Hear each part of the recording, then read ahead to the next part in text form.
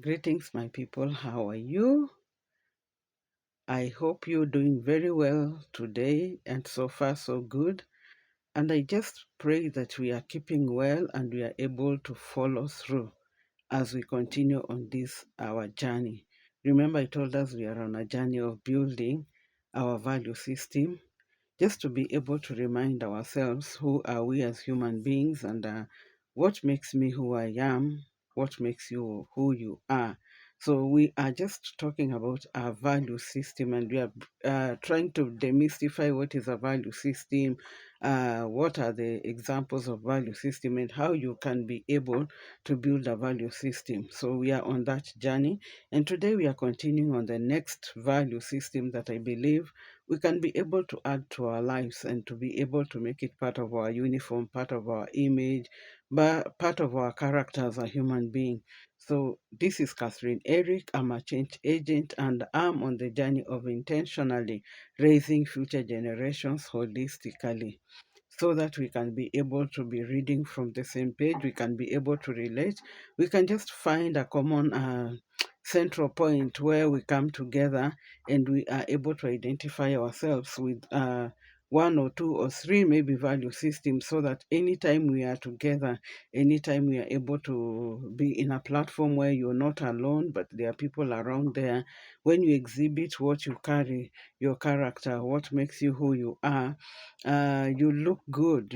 It's like your personal branding and something like that.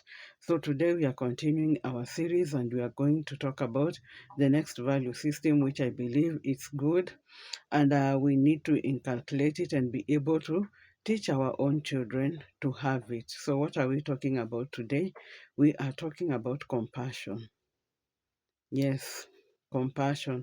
As much as it looks like it's ordinary, it's natural, but I believe we need to be able to start teaching compassion intentionally and be able to exhibit this compassion when we are relating with one another, so that we can be able just to remind ourselves that we are human beings. So, what is compassion?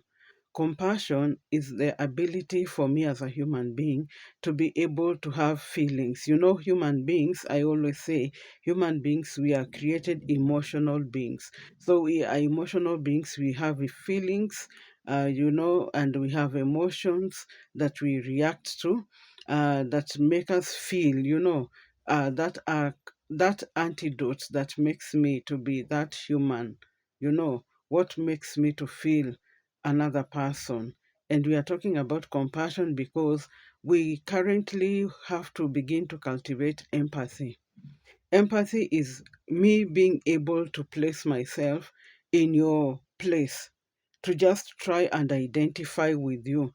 And this comes out very profound and very relevant and needful in the place of maybe a challenge, a struggle, or something that really brings pain, something that brings discomfort, something that makes you maybe second guess yourself. So we need to begin to ensure that we are practicing compassion, that when I am a human being, I can be able to feel the pain of another person. I can be able to identify with the struggle of another person, and I can just be able to, to be able to empathize, because when you are empathetic, there is what now makes you feel that what if I was the one in this person's shoes? What if I'm the one going through this? And when you think like that, you begin to be very careful, and you have care for one another. You are not just being careful like that, but you are careful. It causes you to care for one another. It causes you to have concern for one another. You look at another individual, the pain they are going through. You look at the challenge they are going through. You look at the struggle this person is going through, and you are able to ask yourself, oh my God, what if I was the one going through this? You are able just to try to put yourself in the shoes of this other person and just try to identify with what they are going through. And when you are able to bring yourself to that level, then there is a way it makes you to have a large heart. You know, our heart is the seat, is the throne room that controls how we react, controls how we behave, controls how we respond. Out of the abundance of the heart are the issues, the man speaks, are the issues of life. They are deeply rooted within our heart. So when my heart is pure, when my heart is clear, when I have a large heart, I can be able to carry another person along, and I can be able to be selfless, and I can be able just to to come to the level where someone else is, and just be able to see, can I be able to walk with this person in this journey? Can I be able to be of help? Can I be able to be of encouragement? Can I be able to be an inspiration to this person? Can I be that vessel that will bring hope? Or will I be that person that wants to completely now add fire, fuel in the fire and make things worse? Why am I saying that we need to be talking about compassion? We need to teach ourselves about compassion. We will see that there are many people who we can testify, we have seen them being destroyed, being maimed, being trolled, being so many things that lead to people uh, sinking into depression, people taking drastic decisions that are harmful because someone did not really have compassion, someone did not empathize, or someone did not try to put themselves in the shoes of another person, just to be able to understand where is this person coming from, that they came and reacted this way. Why are they doing what they are doing? Just being able to identify. And when you're compassion, it is me being able to bring out the human nature that I am. And then it begins to, it's like a coding of my mindset of how I can be able to just pause before I respond, before I speak, before I do anything, any action that I'm taking. Why I'm saying that we need to talk about compassion is that when I am compassionate, if I see something that is not very good, I will think about the best approach to do. The best approach to be able to look at an idea or something that is not very good and just look at it with an open heart and a large heart, where I care that whatever I want to engage this person is not for them to be destroyed more, but it's for them to now also think about what they are doing and their actions and how it's affecting another person. If it is negative, they can see from their own standpoint that this thing I'm doing is not right, and they are able to make it right. And compassion is very good. When you are compassionate, before you troll someone, you will think, if it is me and this happens to me, how will I be able to handle it? Will I survive it, or will it destroy me? So that will make you, next time you see anything or anyone being trolled or someone being maimed publicly or something like that, you will not just jump in and join the squad, but you will be this person who comes in as a voice of reason, and just to be able to look at the issues that are emerging with a lot of, you look at it critically. But even as you're looking at it critically, you are not looking at it with how worse you can make it be, or how worse you can make someone feel, but how best you can be able to bring that other person out And if they were the ones on the wrong, how can you bring them to that level playing ground that this person by themselves they will be able to reason and hear the critique or maybe take the correction or the rebuke from an open heart and be able to receive it and make amends that will be good for everybody else. That is why compassion is important. When you have compassion, you realize you are more forgiving. You are able to just, you know, walk through the pain, look at matters analytically, and be able just to reason and see both the good and the bad, and be able to tell yourself, okay, this is where we are. This is what the reason why these things are happening like this, or this person has done ABCD to me, but how can I be able to forgive? Remember, when we say we are forgiving, it doesn't mean that when you forgive you have to go back to doing what you are doing based on the issue that you are trying to feel that you are offended about. Forgiveness is divine, you know. But when you forgive, you tell yourself, how many things have I done that have not been good and I have been forgiven? You know, if I forgive this person, what good will it add to me? What are the advantages of me being able to forgive another person? So you look at it from those particular angles and you find that forgiveness will free your heart from so many debris, from so much bitterness, from so much hate, you know. And these are things that easily defile us as human beings. Sometimes when we are hurt, we try to dwell there so much. And the more we dwell there, it is not only destroying the other person, but even me who is holding the unforgiveness, it is working against me so much.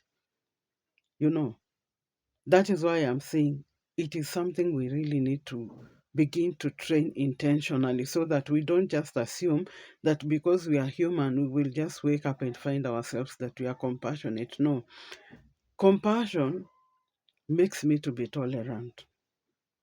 I can be able to have to, to have capacity to tolerate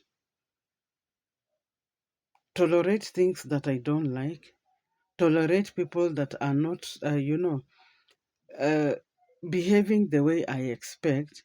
But as I am tolerating them, what am I doing about it? Because sometimes someone will hear me say, I need to be able to be tolerant. They will think I'm saying, nowadays we talk a lot about toxic environment, toxic people, and all that. But if you look at it from the, if you look at it from another angle, what is toxic? Who is toxic? When someone is toxic or an environment is toxic, to what extent can I be tolerant? And as I'm being tolerant, what am I doing? Am I able to work with this person and be able just to call them to order? Am I pointing it out, or am I just tolerating and I'm being destroyed? Am I seeking a solution to make it better? And if it's not becoming better, while I'm working at me being tolerant, what are the kind of boundaries am I putting in place so that this tolerance will make me to be able to survive in an environment or survive with people that I think maybe they are not up to the level that I believe we should be operating from or relating with. But within that, I can still operate as a team player. I can still be able to coexist with one another, but I know to what extent. I know up to what level, so that while at it, I can also be able to read to just look at things that are causing the toxic environment or toxic relationship. What am I contributing? Is it my attitude? Is it the way I speak to them? Is it the way I carry myself? Or what is the cause? So you begin to think like that because you have an intention to make it better. You also want to understand things from the other person's perspective. You want to be able to read from their own page and be able to understand, are these people doing what they are doing intentionally, or do they have other underlying issues that is making them to behave the way they are behaving, to speak the way they are speaking, to relate the way they are relating? Because we are coming from different backgrounds. We have gone through so many other different journeys in life, different issues that maybe have caused trauma. We have not healed, or we are going through an issue, or we live in fear because of one thing or the other. So there are many triggers that when we just pause to try to understand another person from their own point of view and be able to come to your own and just draw a balance in between, you will find that maybe even what is making me to be very unforgiving or intolerant is something that is so small, and is something that can be really handled very well. It's something we can talk about, it's something we can correct. Just having that large heart and compassion will make us to be very good. We will hold one another accountable. We will grow together. We will build together. We'll coexist together. And we will eventually find that I can love another person. Even when I don't like everything, maybe there are things I cannot like about a person, but that doesn't make me to hate them. It doesn't make me to just, rubbish them off or write them off. But I can try to understand the reasons behind it. Why am I saying that I feel like compassion is something that we really need to talk about? Is it in June, early beginning of June, I believe, when there was this story, if you've seen it it was online, it was on news, where there was a young boy who was going to school, a teenager, I believe, was around, I think they said from 3 or 4, and he was in this matatu, that shuttle. I know you know that story. And apparently they argued about, I think, payment and change. But we all know Matatu carries around 33-seater. So for me, when I think about such things, I feel it. I don't know the person. I am hearing the story. I am reading it on social media. I am following it on news. But I think, being me from where I sit, because I'm able to identify, number one, with the parents of the child, and I'm able to identify with this uh, student, I was wondering, it was paining me, let me tell you. And why was it paining me? I kept asking myself, from the time the Matatu left Ruiru and they started charging all the way and it's heading to town, and that is a super highway, and there are 33 people seated, is there no one among these other passengers who could have stood up and been a voice of reason to try to understand without saying either the conductor is wrong or the student is wrong? And the exchange is going on until the conductor had to push the student out of the moving matatu, and he died. So a nation has lost a potential leader, you know, a family has lost, a school has lost, friends have lost. You see? So I was just trying to think, how I was feeling the pain is like, in the entire 33-seater, was there nobody who could just stand and call them to order and be that voice of reason? And if it is about payment, people are going through challenges. But among the 33, even if I didn't have a 10 bob, I would have had 5 and another passenger, 5, 5, 5. And at the end of the day, the 100 bob would have been paid, but our life would have been saved. a family will still be rejoicing. They will not be grieving. A nation will still be continuing with their statistics that we are growing in our population, and we will have a remnant as a next generation coming after us. So sometimes it is our nonchalance, sometimes, or just the lack of paying attention that can make one little thing to go very wrong. So for me, I feel like these are things we need to begin to talk about so that we tell ourselves something is wrong somewhere, beginning with us ourselves. In an entire scenario like that, I can't but imagine how come there was no one who would have been a voice of reason. How could just all the people be silent until someone in uniform, a student, even if it's a fellow grown up person, is thrown out of a fast moving vehicle on a highway and they lost their life? And once life is lost, that's it. So it is as serious as that when we try to think about it and you try to ask yourself, what if you are the parent? You know very well you have released your child is going to school, and then from nowhere you hear such news. What will you have done? You see, the Bible says, do unto others what you want done unto you. Whatever you want to sow is what you want to reap. You know, Hebrews 4:15 says that we have a high priest who is easily touched with our infirmities. And that is why he is daily interceding for humanity. And who is this high priest? Jesus Christ. He's able to identify with our infirmities because he came on earth and he lived as man and he understands the pain, so that when people go through pain and they look up to him and are calling on you and on him and asking, he's able to stand in and intercede for humanity. So if you have compassion, you will always be a voice of reason.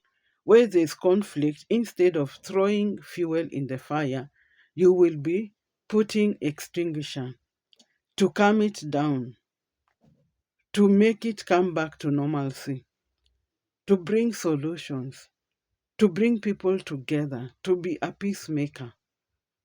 Conflict resolution. You will be that person who thrives on unity, who thrives on togetherness, who feels that what affects another person affects me and I need to do something about it. So let's have compassion. Let's be people who can be able to feel what another person is feeling. Just ponder a bit, always be pausing and asking yourself, what if it's me? Because nobody is immune in this life. It is always good to have that at the back of our mind. If someone is suffering loss, what if it is you? If someone is feeling pain and going through pain, what if it is you? How will you want it? What if it is your loved one being trolled and destroyed and, maimed, until they go into depression? Some people even commit suicide. What if it is you? What if it is one of your people that you know? Because sometimes when things doesn't affect a person directly, it is so easy to misbehave and just say one thing or the other, or conclude without caring how it is going to affect another person, how it's going to affect another family, how is it going. And I believe this goes for each one of us. And we need to begin to teach our own children and teach ourselves. If we don't have it, We remind ourselves because we cannot give what we don't have. Compassion is something that flows from the bowels. When you hear something that is bad that affects another human being, it should be able to affect you from wherever you are. And it should be able to make you feel empathetic, so that the empathy you're feeling will cause your reaction to be a response for a better, a solution. And we pray even our leaders will have, God will give them large hearts, give them compassion, so that when you hear that there is a, is it called food relief in the areas that are normally really stricken with drought and something, and then you hear that someone took the food that was for relief and they sell it at a throwaway price. Sometimes I wonder with such things, something you've not even used your money. Other people have gone out of their way because they want to be of help. But because you are in a position of authority or influence, you use that position to steal, swindle people, or shortchange them. You've been given maize or something that is for funding or donation. Instead of you just operating on that donation, the way it's called a donation, and people who are qualified for this donation, people who really are deserving of, is it they call it there is this school fees scholarship thing, CDF, all those kind of things. And you find there is someone who can be able to pay their own school fees, but they will still go and take at the expense of someone who really needs. That is why I'm talking about compassion. You will ask yourself, how can I take food that has been donated for as a relief for people who are going through drought? Some of them are dying. Sometimes we even see animals dying. And then in the same area, you will hear in the news that someone took that food and was selling it and was putting the money in the pocket, and you think God is clapping. Everything we do one way or the other, it will come back. It is a seed you're sowing. So you ask yourself what you are doing. If you are the one on the receiving side, will you still be saluting? Will you still be clapping? Will you still be rejoicing? Will it still sit well with you? If no, then don't allow other people to do that. Don't do that. Don't allow other people to do that. And ensure in your own space it is not being done that way. That is why I'm talking about compassion. Being empathetic. Ask yourself, what if I'm the one? What if I'm the one that is in a position whereby patients are coming in, but when we get like medication and all those things, or maybe equipments need to come in, but because there is nobody bribing or corrupting, you block for everybody, but you are well. What about the people who are depending on this? Are you thinking about them? Or are you just thinking that as long as you are benefiting, what happens to the rest of humanity is not your business? Everything we do, one way or the other, it will come back. Because whatever you sow, one way or the other, you will harvest it. So let's be careful. Let's be empathetic. Let's be compassionate. Let's think about one another. Think about the other person. You know, try to put yourself in their shoes. Try to ask yourself, if it's your loved one, what would you want to be done? How would you want the situation to be handled? And we will grow better, we will be better. We will begin to neutralize toxic environment, we'll begin to neutralize toxic behaviors, and we will delete narcissistic behaviors around us, because when you are tolerant with one another, there's no way you can be toxic. There's no way you can be a narcissist. There is, when you are forgiving with one another, you will first of all try to solve the problem that is causing the conflict, as opposed to you just taking the life of another person like a chicken, as opposed to you just taking matters in your own hands without thinking about the other person who is connected to another person to another person. So we will make our environment a better place to be in. We will make our communities a better place to be, because we will all be like concerned with one another. We will care more for what does not concern me, but because it concerns another human being, I will just have in mind, because it is concerning a person like me. So I will always look out for the best. I will always look out for a solution from wherever I am, whether I'm the one directly involved or it doesn't concern me directly. But my actions, my responses, my reactions to things, how I look at it, how I seek for solutions, even how I pray, everything that I do, I will just have that large heart that is accommodative and, shows good will to everybody. Even when we don't like believe maybe in the same things, but the mere fact that we are human beings should make a difference. So I believe what I've said makes sense.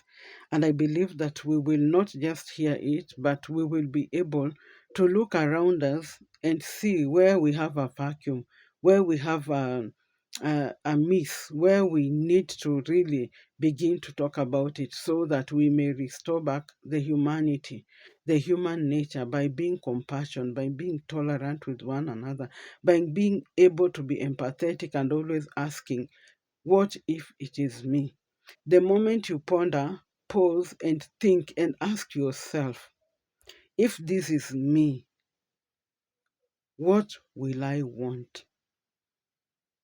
Then you will know what you want to do, if it is good or bad, and you will make an informed choices. So we are better together. Let's keep learning. Let's keep building our value system.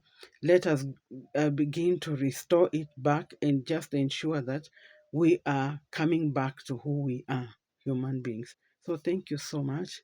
God bless you. The Lord keep you. And I pray that you will follow through. And let's see you in the next one. Thank you.